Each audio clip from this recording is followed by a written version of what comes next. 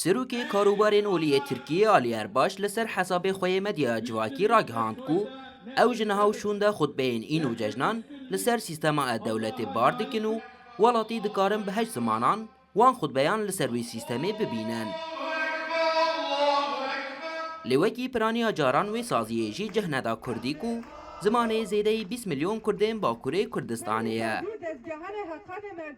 Li gor biryarê welatî dikarin bi zimanên Tirkî, Erebî, Almanî, Fransî, İngilîzî, Rûsî, heta İtalî û İspanyolî jî xutbeyan ji e-dewletê bixwînin.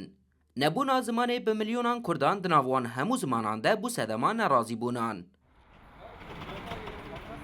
Parlamenterê Hudapareyê Mêrsînê Farûk Dînç biriya Rûdawê bang li aliyên peywendîdarên Tirkiyeyê kir ku dawiyê li vê helwesta xwe ya li dijî zimanê Kurdî bînin.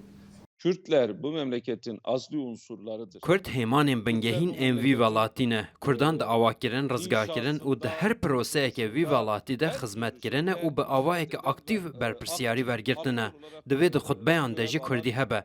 Ew yek bi ti awayî nayê qebûlkirin. Çawa bi zimanên din hebe, divê xutbeya Kurdî jî di wê derê de hem nivîskî hebe û divê xutbe bi Kurdî jî bêdayîn. û ti problemek di vê yekê de nîne. Ziman hemû zimanên xwe dê ne û ayetên xwe dê ne. Ez bi rastî qebûl nekirina wan fêm nakim. Biryara Serokayetiya Diyanetiya Tirkiye oldarên Bakurê Kurdistanê jî aciz kirin.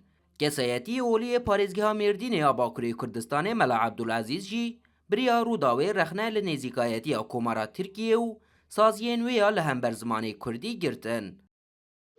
Diyanet jî sazî kike ew jî temelê wê jî kê li ser asîmilasyonê ya pişkifandinê ya li ser inkar û imha gelê Kurd a. Reîsê Diyanetan ha jî kê însanekî zêde nejatparêz a. Yani ji wextê wêya reîsê Diyanetê emîn bibe bi milyona însan li mêja xwe terkandina. Yani gelek cara di camiya de xutbe xwendina bi seda însan ji xutbê ji ber ku lê guhdarî nekin rabûne ji camiyê derketina.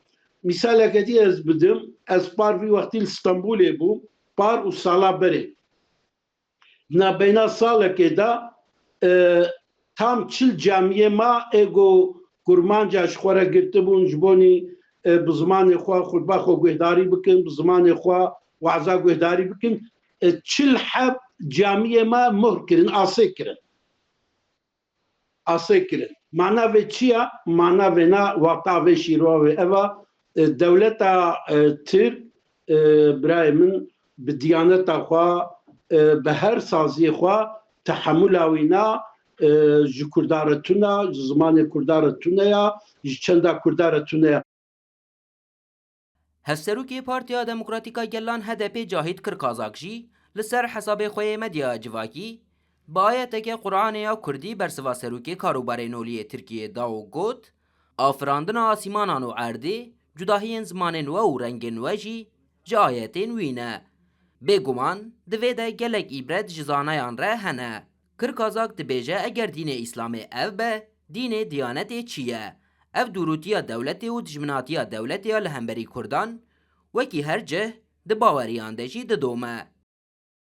Zimanê Kurdî li Komara Tirkiyê ji bilî çend dersên bijarte nexwediyê ti statûyekê ew bi milyonan zarokên Kurdên Bakurê Kurdistanê û Tirkiyê ji mafê perwerdeya zimanê dayîkê bêbeşin. Zimanê Kurdî her wiha di girtînameyên parlamentoyê de jî heta niha wek zimanê ku nayê zanîn derbas dibe. Ferdî Îsak, Rûdaw.